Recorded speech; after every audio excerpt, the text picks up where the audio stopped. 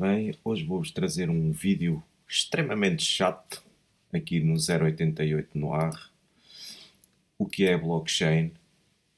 Eu penso que por vezes nós nos esquecemos de dizer às pessoas e de falar com as pessoas sobre o essencial e começar pelo básico, e há muita falta desse básico de uma forma mais clara e sem grandes soundbites, porque sabemos que as palavras que se usam hoje na tecnologia por vezes remetem-nos para certos conceitos que depois lemos nos sites ou ouvimos a criptomoeda ou o projeto a falar neles e só ligamos à palavra em si e não sabemos bem a definição ou o que é que isso significa de uma maneira mais filosófica. Portanto, eu fui aqui buscar um artigo que eu escrevi hoje de manhã, onde da forma mais simples possível, quando toda a gente está de acordo numa determinada cadeia de eventos, mas não temos uma autoridade central, não há uma pessoa sozinha a tomar conta desses eventos ou a registá-los num livro ou num registro, isso permite a gestão de pagamentos e propriedades digitais de uma forma diferente, ou seja, uma forma mais segura e mais transparente. E o que é a blockchain? A blockchain é uma infraestrutura para a economia digital. E porquê? Porque ao contrário dos ficheiros MP3, ou dos ficheiros ou de imagens, ou de PDFs, ou o que seja, nós não podemos gastar duas vezes, entre aspas, o mesmo ficheiro. Se nós temos um MP3 ou um PDF, podemos distribuir a toda a gente uma cópia desse ficheiro. E as blockchains não permitem isso. Permitem que cada conteúdo seja gasto uma única vez. Ou pelo menos é isso que se pretende. Portanto, em si, a blockchain é uma base de dados que é distribuída por várias pessoas como listas ou blocos, se quiserem, onde cada bloco ou cada lista tem a impressão digital da lista anterior. Existe um carimbo que liga a lista anterior à nova lista, interligando essas listas ou esses blocos numa cadeia de blocos que é irreversível e é imutável enquanto a rede não for atacada, porque ao longo do tempo as redes devem tornar-se mais resilientes e essas listas ficarão mais seguras contra fraude. Portanto, são listas de transações e blocos que são espalhadas ou difundidas ou anunciadas a todos os participantes numa rede que é verificada por um conjunto de computadores, nodes. Se imaginarmos nodes ou computadores distribuídos por muitas pessoas, em que cada pessoa verifica se essas transações são legítimas. E, uma vez que isso seja feito, que seja verificado, já não podem ser alteradas ou apagadas. Portanto, é um sistema seguro e que não requer confiança. E usa-se aqui a palavra trustless, porque em português não encontro uma tradução melhor. Trust é confiança, trustless é sem confiança. São então transações asseguradas e são transparentes porque podem ser verificáveis, não existindo a necessidade de confiar numa autoridade central, numa pessoa, num bookkeeper. E fizemos aqui uma analogia comunitária simples. Há muito tempo atrás as coisas não funcionavam como hoje. As pessoas que trocavam alimentos umas com as outras ou bens para conseguirem os recursos que necessitavam, simplesmente faziam essa troca. Por exemplo, alguém que queria leite trocava por ovos, ou um caçador trocava carne com roupas de um alfaiate, ou por aí fora. Portanto, ao longo do tempo, essas pessoas começaram a confiar umas nas outras e começaram a prometer pagar mais tarde, que é mais ou menos o sistema que temos hoje. O pagar mais tarde é uma promessa, é um IOU. É eu devo-te, I own you. Eu devo-te qualquer coisa. Portanto, assim, com tanta gente a prometer uns aos outros, começou a ser difícil manter um registro que não fosse corrompido e que não fosse alterado porque normalmente esse registro estava na posse de uma só pessoa.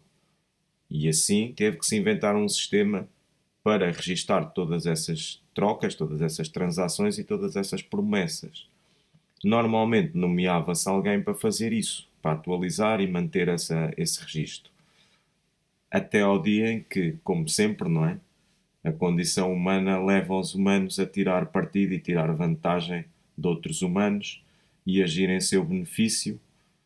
E neste caso que temos na ilustração, é uma pessoa que começa a cobrar uma taxa por cada promessa para ele fazer esse trabalho, mas dependendo dos pagamentos ele poderia aceitar subornos e modificar os termos dos contratos ou dos acordos. Isto é extremamente injusto porque ficaria na posse de uma só pessoa.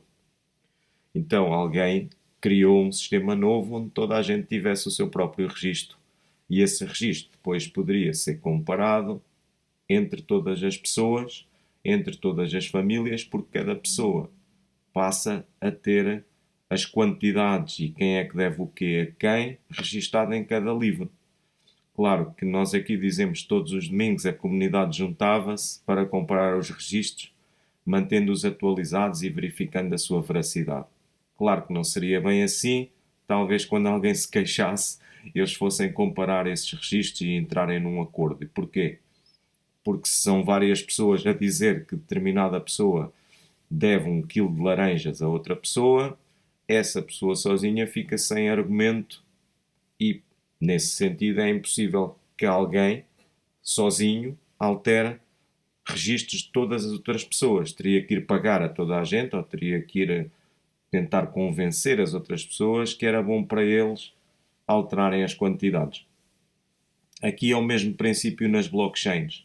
Quando são descentralizadas e distribuídas, significa que têm vários participantes e que esses registros estão distribuídos por vários participantes. Porque é que isso muda o nosso mundo? Porque quando fazemos uma transação e essa transação é transparente e toda a gente a conhece, fica automaticamente a ser à prova de fraude. Porque não é fácil alguém modificar esses balanços, esses saldos. Portanto, as blockchains podem ser representadas, ou melhor, pode-se representar numa blockchain quase tudo. E daí temos ouvido falar a digitalização de tudo, da saúde, da produção de uma pessoa, do tempo médio de vida, das casas que possui, dos carros. Todo o valor é possível representar dentro de uma cadeia de blocos com eventos registados por ordem cronológica e sequencial. Neste caso específico também existem moedas que são a economia da própria blockchain e que também podem ser representadas. Não só a moeda da infraestrutura, subjacente à infraestrutura, mas, por exemplo, stablecoins, moedas de países, por aí fora. Essa é a aplicação mais comum. Como estava a falar ainda agora, o que é que significa ser distribuído e descentralizado?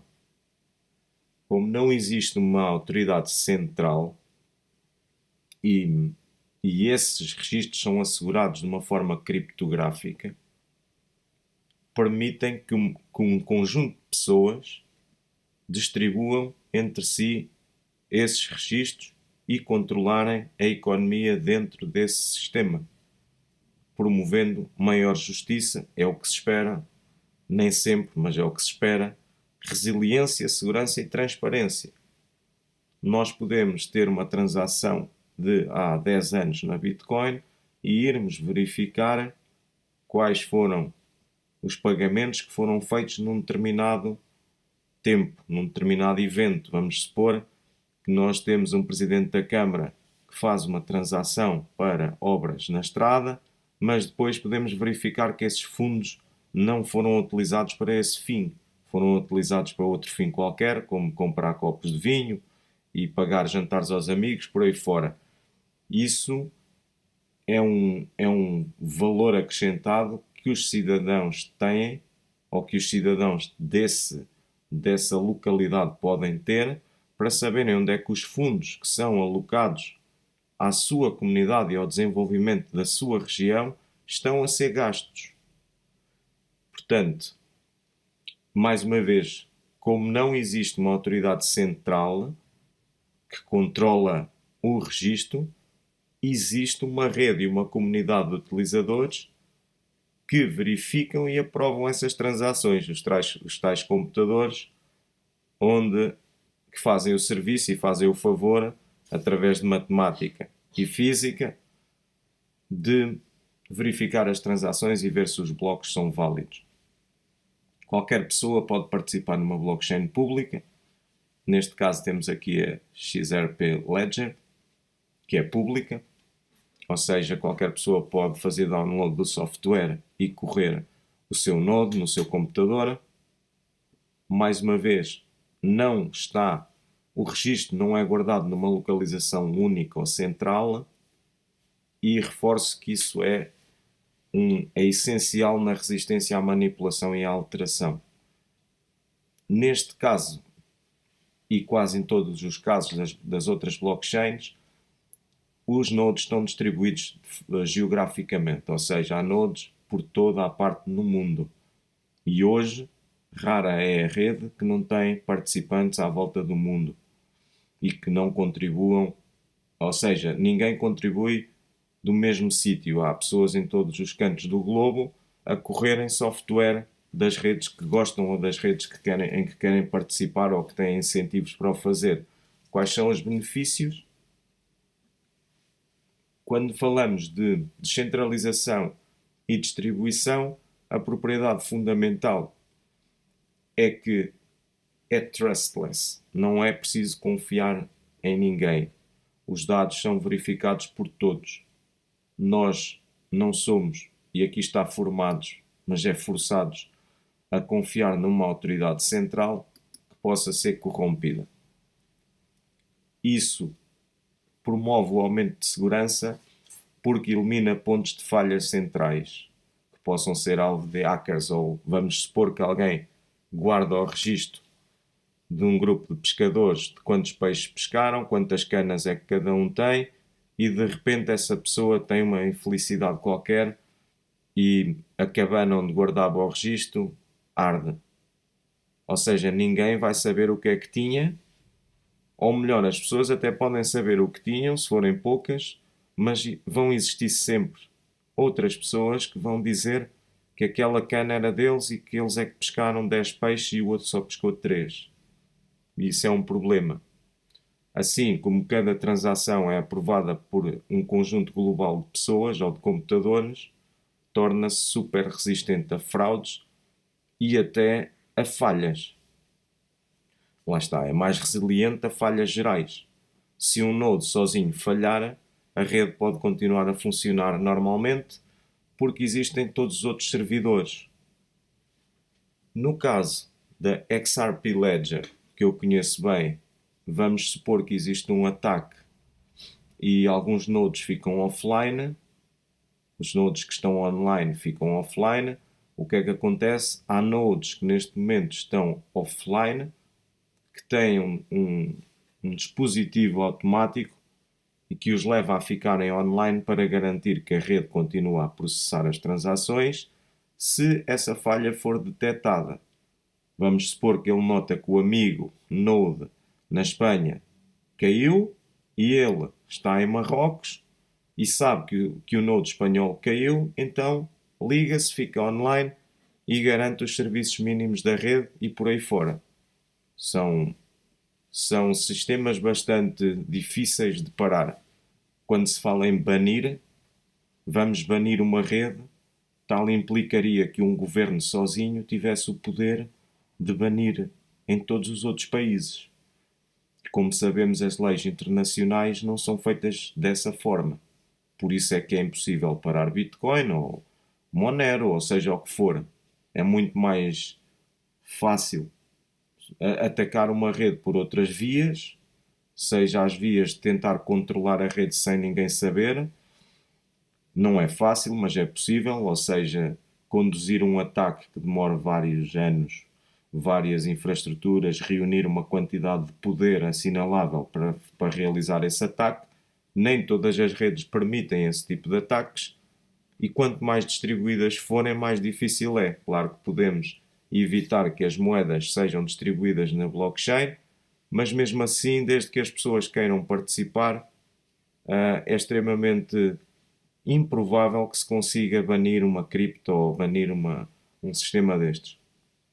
E isto contrasta diretamente com um sistema centralizado, que estava a falar no caso do pescador, em que uma entidade central, uma pessoa, um grupo de pessoas, pode simplesmente modificar, alterar, cancelar, dizer que não, não sei, não me lembro. Ainda agora aconteceu cá em Portugal certos casos que as pessoas não se lembram como é que desviaram o dinheiro.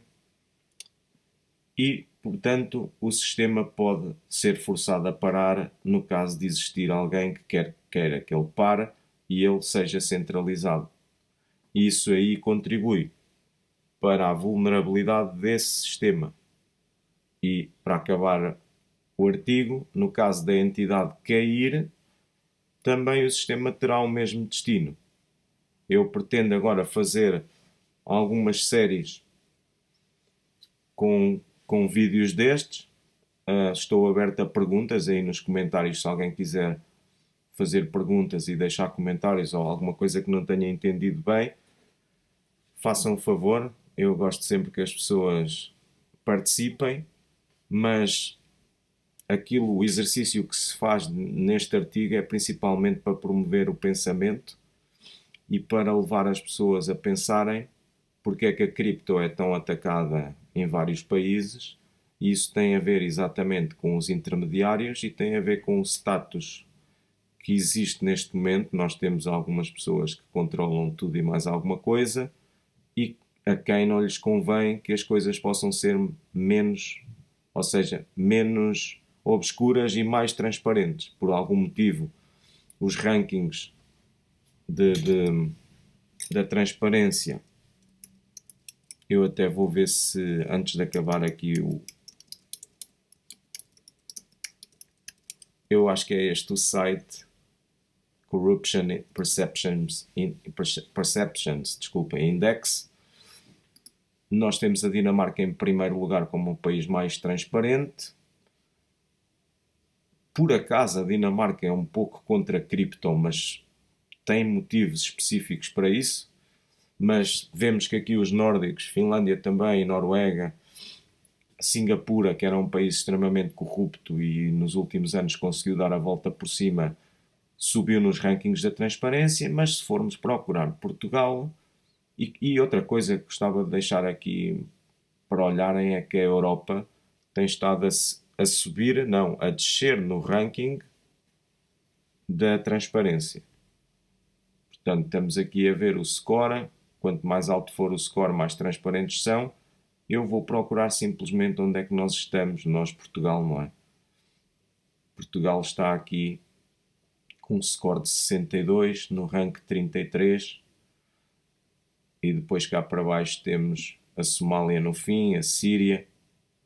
Portanto, se nós formos fazer o exercício, vamos outra vez ao ranking 33, já tivemos piores há bem pouco tempo. Estávamos em 64 ou algo assim do género. Neste momento ficámos iguais nos últimos meses, pelos vistos.